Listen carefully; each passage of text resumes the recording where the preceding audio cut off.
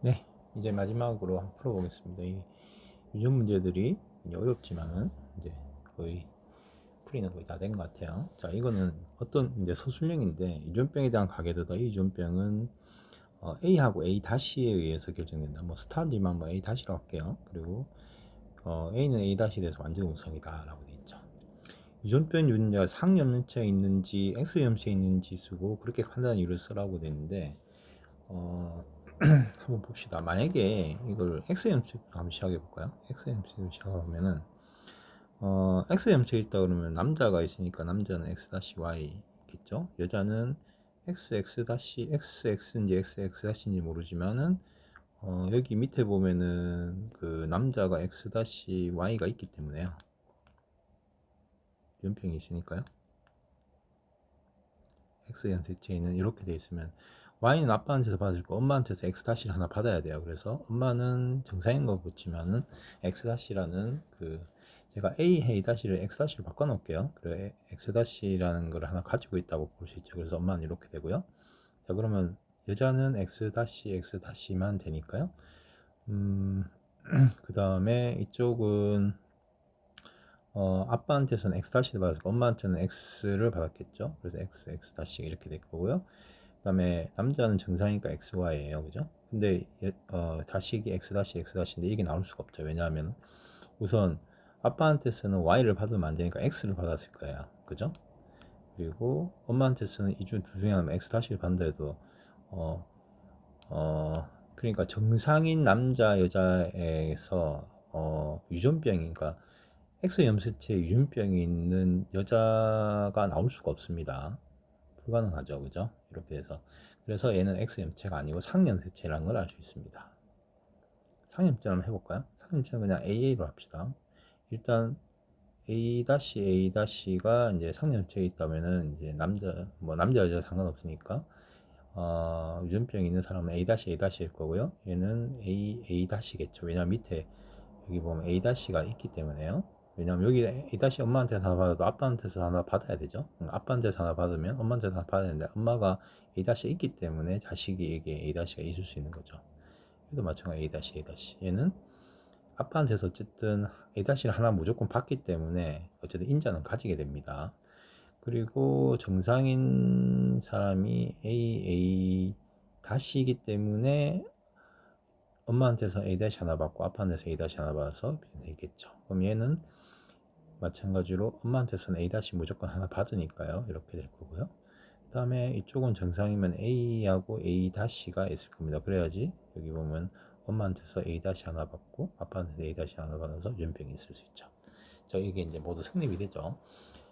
X 염색체가 아니라 상 염색체에 있다는 거고요. 이렇게 생각하면 X 염색체에 있다면 X 염색체에 있다면 2번이 정상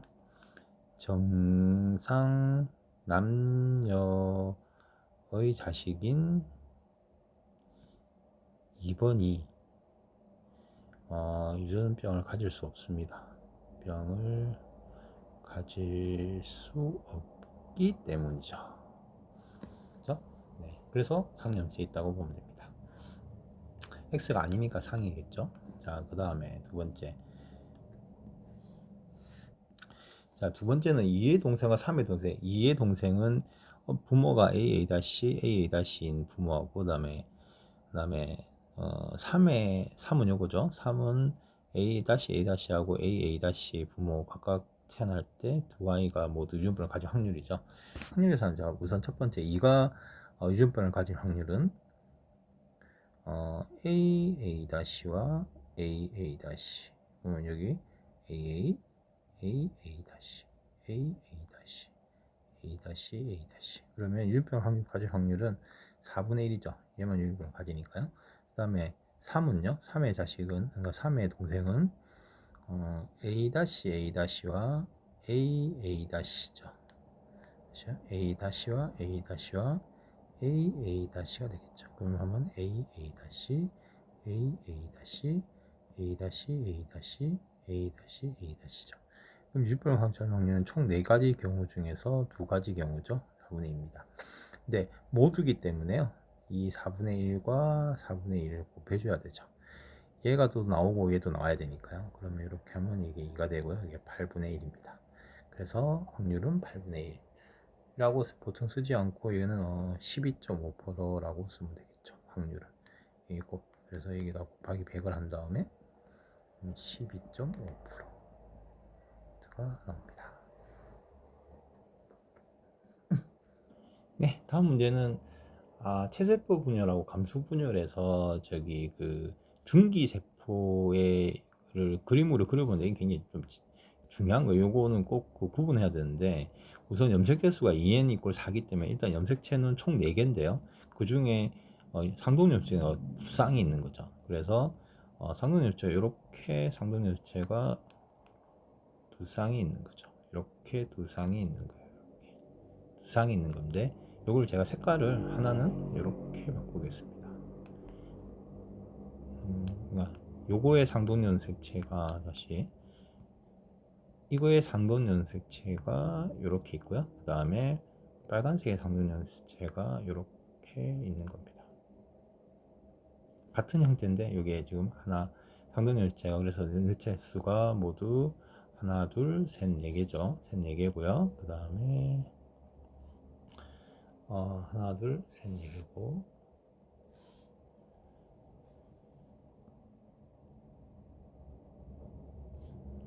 네? 하나, 둘, 셋, 네 개죠. 그 요놈들이 이제 분리가 될 때 어떻게 되냐 이거죠. 물론 요거는 절반은 이렇게 절반은 아빠한테 받았고 요 절반 엄마한테 받았겠죠. 그래서 총 4개가 있고요. 좀 분열되기 전이기 때문에 염색분체도 붙어 있겠죠. 그러면 체세포 분열에서는 어떻게 되냐면요. 요 4개가요. 이렇게 분열이 돼요. 이렇게 분포가 돼요. 이렇게 분포가 돼요. 이렇게 분포가 돼요.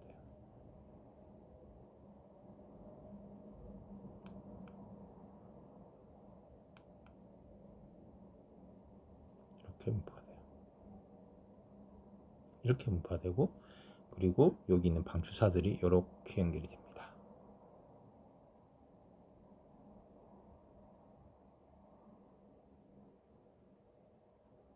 네? 그리고 나서 여기는 염색분체가 분열해 가지고 이쪽으로 한쪽으로 이렇게 이제 이동이 되죠. 이렇게 이렇게 이렇게 이렇게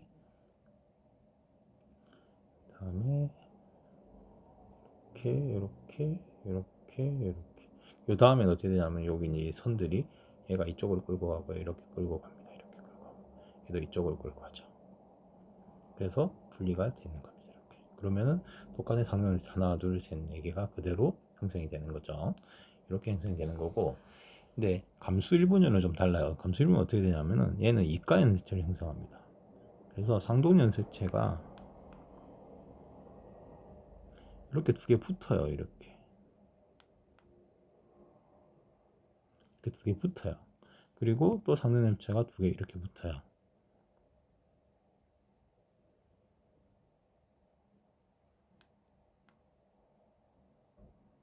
감수 일분열에서는요. 그러면 얘가 여기에 이렇게 붙고 여기 이렇게 붙어가지고 이렇게 붙어요. 이렇게 붙어가지고 이 다음 어떻게 되냐면은 상동 연색체가 분리가 됩니다.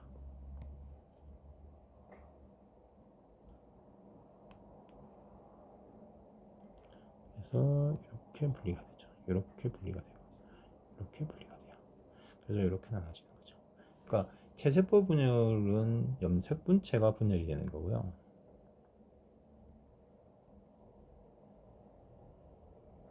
그래서 분리 뒤에도 똑같은 핵상을 가져요.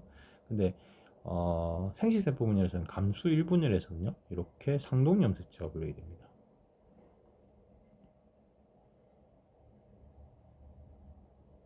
그러니까 핵상이 2n에서 n으로 바뀌어 버린 거죠. 얘는 2n에서 2n으로 그대로 가죠.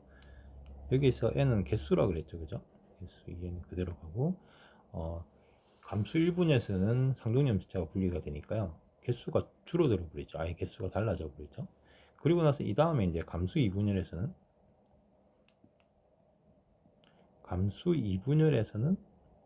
마찬가지로 상동염색체가 염색분체가 분리됩니다.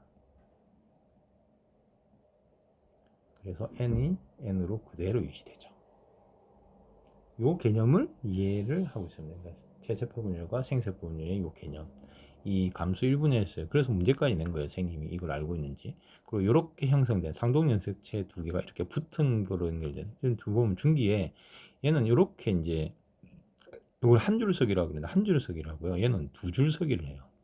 그래서 얘는 상동염자가 분리될 준비를 하고 얘는 염색 분체가 분리될 준비를 하는 거죠. 이렇게 차이가 있습니다. 요거를 확인하기 위해서 문제를 낸 겁니다. 자, 이제 유전자 문제는 다 끝났고요. 정확하게 체세포 분열과 그 생세포 분열 그리고 감수 1분열, 2분열 요거를 잘 이해하면은 그러고 나서 퀴즈 푸듯이 하나씩 맞춰가면서 문제를 풀면 됩니다. 시험 잘 보세요.